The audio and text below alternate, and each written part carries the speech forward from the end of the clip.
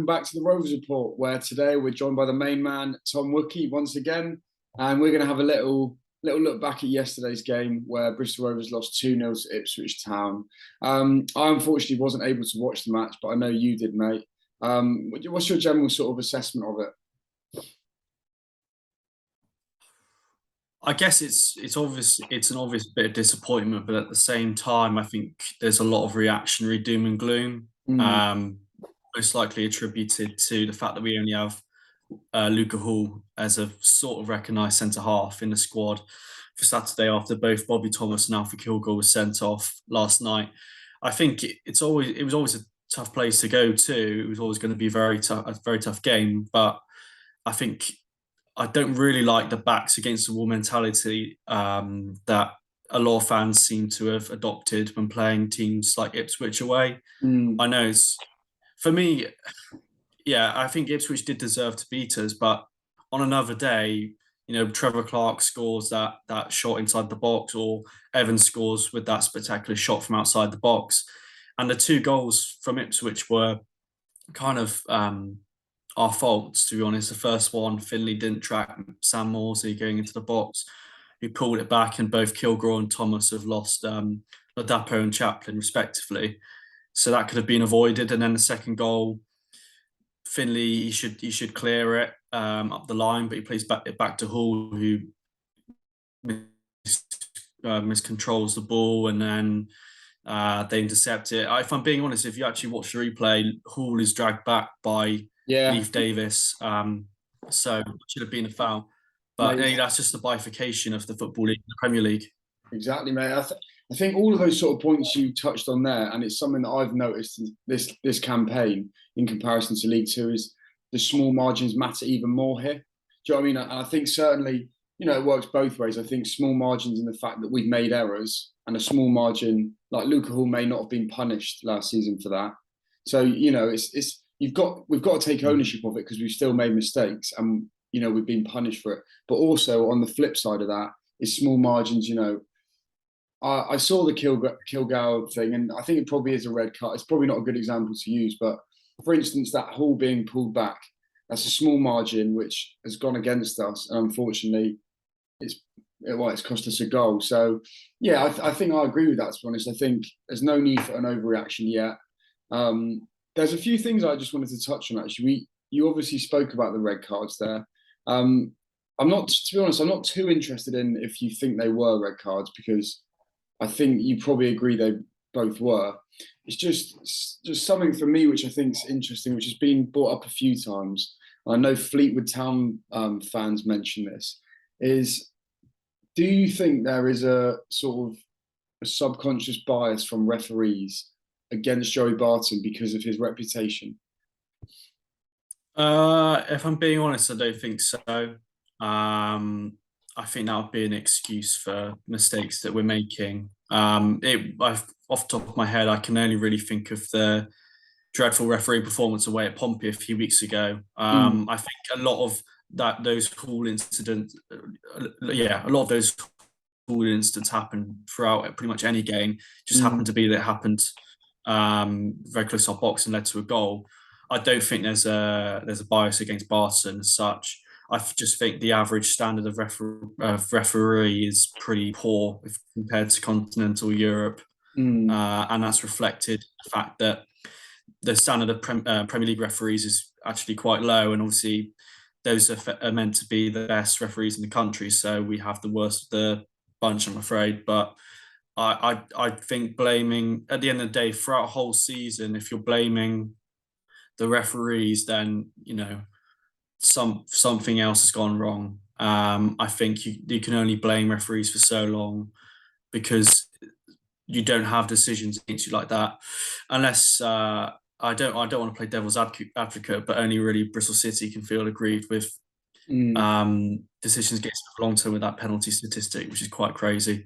But yeah, a short answer is no. I don't think there's a bias. Yeah, I think it's an interesting one to explore because I, I wouldn't necessarily say I disagree with you, but I do think it will come into play a little bit. Just and it might be I might be sort of falling for Joey Barton's tricks. In the he's a very good orator, isn't he? At sort of Yeah, he is. Yeah. Trying to persuade people around his opinions. But I do think that these poor referees, if you're a worse referee, you're going to be more easily swayed, aren't you, by factors that traditionally referees shouldn't be swayed by. And I personally do actually think that I'm not saying that both of those are red cards. I'm not saying the referee's done that because it's Joey Barton, but I think when there's a 50-50 decision which could potentially go our way. Say a player's pulled back or something, or one of our players looks to have dived, or one of their players looks to have dived. I do think some referees at this level will go, okay, Joe Barton sets his team up to be nasty and tenacious. So what surely would follow is that is a foul. I don't think they're doing it on purpose, but I do think similar to how like if you play at Old Trafford, there's going to be small like mental things that work Yeah. in the referee's mind. And I agree, it's not an excuse. But I just thought I'd be interested to hear what other people think because I think there's definitely a case of that. I think there's definitely a case of big team versus smaller teams because I don't Mm, think we're a small team in this division. But it would be interesting to get the perspectives of, say, an Oxford fan or a Salop fan mm, in terms of how they feel going away to bigger teams in division like Wendy or Ipswich or Pompey and seeing how they feel about referees. Because yeah, I mean, I think the referee at Portsmouth was influenced. As Jerry said, there was a bit of compunction on his behalf because of mm. perhaps the fact that he was swayed into thinking he should have sent Whelan off at Fratton Park, even though he wasn't sending off as we discussed at the time. Um, I'd definitely say, yeah, that there's a subconscious swaying of referee opinion towards bigger teams away. Bigger teams Mm. at home. Yeah. Yeah. That's just something I wanted to sort of have a little conversation about. I guess if we move on to next, just our general performance, really. I think it's as I've said for quite a few of these videos now. It's early days in the season. We know that it takes a bit of time to gel. Um, there's, Evo he looked nearer his best yesterday, didn't he? I'm just trying to think, is there any players' performances that are sort of worrying you? Or, I know you said over to me over a message, you said, look, if Collins gets injured, we're a little bit fucked, to put it I politely. think that's probably because we've lacked creativity, and that's obviously Evo was probably our most creative player throughout the whole of last season. So the fact that I think he did play a lot better yesterday than he had been playing previously, which was a positive. Um, I think I think it's just taking a bit of time for some players to get used to League One. I know Finley's played in League One before and he was man of the match against Morecambe, but I think he'd say he had a little bit of a stinker last night, taking too many touches on the ball. He's easily good enough to play in League One every week, but he had an off day. I think everybody has an off day once in a while. Yeah, I'm a big fan of it. So I wouldn't say, I think Kilgore, I think it's pretty obvious that he's not up to the standard that I think we're demanding of our players. I actually thought Bobby Thomas did all right, apart from losing his man for the first goal. He looked pretty solid in the second half before getting sent off in quite stupid fashion. I wouldn't say there were any stinkers of performances. It was just that so we were probably playing about 80%, and obviously mistakes took away 20% of our game. yeah, And Ipswich just did the right things. They did the small things right. They didn't take men on and drill past 3-4 players. It was 1-2 touch passing. I was quite pleased actually that we set up with mm, 4 at the back and 5 midfield, with our wingers being Harry Anderson and Trevor Clark. Obviously, you could argue whether putting a left back at left mid was the right decision, but I thought Clark did all right in the first half. Um, it wasn't a case of a nearly there performance. It was very much quite a positive performance, I'd say. We looked fairly dangerous on the counter. We just lacked that decision making in the final third. I thought Maka looked pretty impressive in midfield. Made a couple of good runs. yeah, What the thing that I always liked by Maka was that he played off 1 or 2 touches. mm, That's what we were looking for. We were either taking too long on the ball, or when we were only taking 1 or 2 touches, our passing was just slightly off. And mm, it was frustrating because it had the had the hallmarks of perhaps a really good away performance. I mean, we hit the post. Trevor Clark had a shot save that was going in off the post. Hall hits a lovely strike and Walton makes a good save. So I don't understand how some fans say, "Oh, I would have taken losing 3 or 4-0. It's okay losing 2-0." Yeah, Backs against wall mentality. It's just not. I think it's pathetic at this level it's to be regressive, isn't thinking it? that way. It's incredibly regressive, and you need to be disappointed losing away to teams like Ipswich or Pompey. Any team should be thinking that. Otherwise, what's Obviously, the point? Do you know what I mean? exactly. What are you doing in this division if you're not going to every single game thinking you can win it? I totally agree, and I think I do credit for Barton for playing that way because Yeah. you could set up with five at the back with two holding midfielders, and you could just as easily lose 2-0, and which I know which Mm, one I'd rather watch. So just yeah. yeah, I guess the big talking points now is what would you do for Saturday? We're going to do a preview on Friday, but let's touch on it now because obviously, unless Kilgour's red card gets overturned, which I believe Barton said we're going to appeal it, but I can see it I being wouldn't. overturned, to be honest. What's that?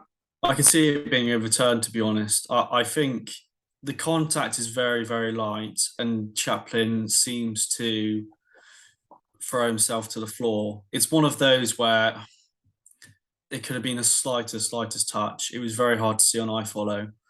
But that doesn't mean that, if that was Collins threw on goal and it was a Lincoln player on Saturday, for example, that had made foul that Kilgour had, Yeah, then obviously yeah, I'd be saying it exactly. was red card. So it just comes to show I think, trivial nature of being a supporter. But I think it could well be overturned, in Mm. which case you'd obviously start with Hall.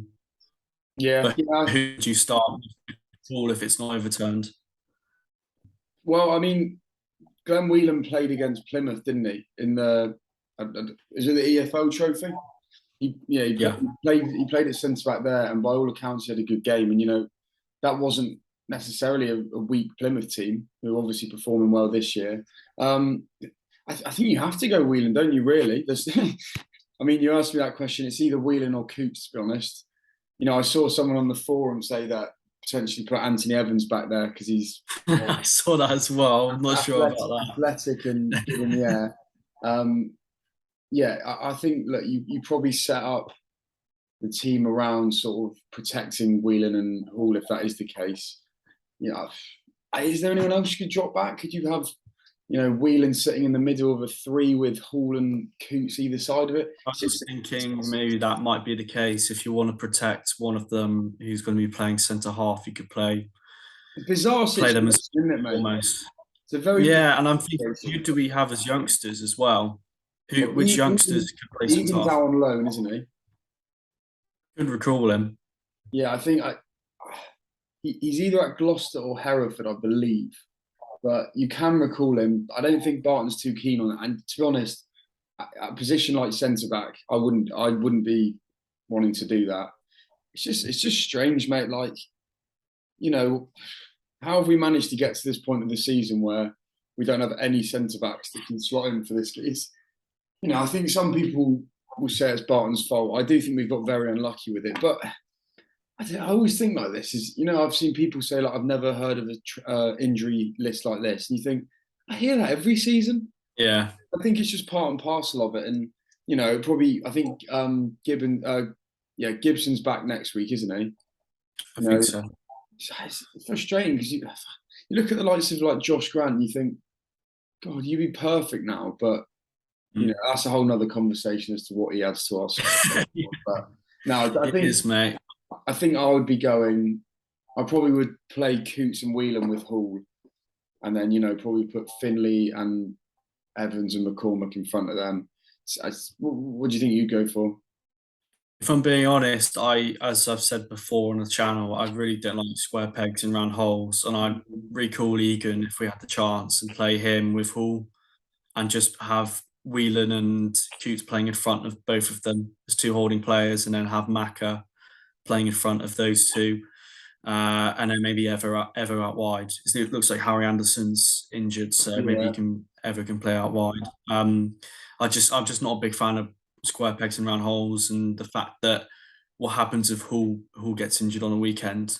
what are we going to do? Play Coots and Whelan there? So I think just it's just one of those dreadful sort of instances, or the sort of set of cards that you're given, and yeah, it's not great. And I just think we should recall Megan if he's a centre half who can play. And I know Barton's he's not averse to playing youngsters, but I think if it just makes sense for me to bring back a centre half and to Yeah, play him. I get that, and I think I understand where you're coming from. But for me, I just think, I think he's a 19-year-old lad.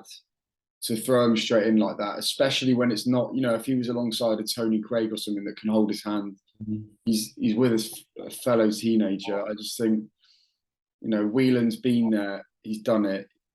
I just think his nous in that sort of game will be vital. I understand where you're coming from, and it's almost frustrating as a fan, isn't it, to think, look, we've got players there that can actually play that position, but I just think, yeah, because it's Hall next to him. If it was even if it was a Kilgour or a Bobby Thomas, I'd probably say, yeah, play him. But yeah, for me, I'd probably go with Whelan. But yeah, it's going to be very interesting to see, won't it, mate? It will be, mate, and yeah, Lincoln traditionally have been a fairly physical side, so I'll imagine they'll also be playing very direct on Saturday, and they'll be fairly confident after beating Derby County last night, yeah, they haven't started very well, but No, I'm pretty sure it wasn't their first win of the season, but they have been struggling. So yeah, it's going to be an interesting game, mate. I'm looking forward to digging into the stats a little bit on them before Friday. yeah. No, definitely for anyone watching this, definitely check back on Friday because me and Tom will be doing another video where we're gonna have a bit of a deep dive into the stats and sort of look at what sort of team Lincoln are what sort of threats they're gonna pose us. So yeah, I think that'll probably do for now, mate. I just wanted to do a quick review of the game yesterday. Obviously, wasn't the result we wanted, but it's onwards and upwards, and I don't know when I'll stop saying it, but for me, it's still early doors. So Yeah. thanks for coming on again, mate. No worries, mate. Always a pleasure. Thanks for watching. Give it a like if you enjoyed it. Subscribe if you're new, and we'll see you on Friday. Cheers, guys.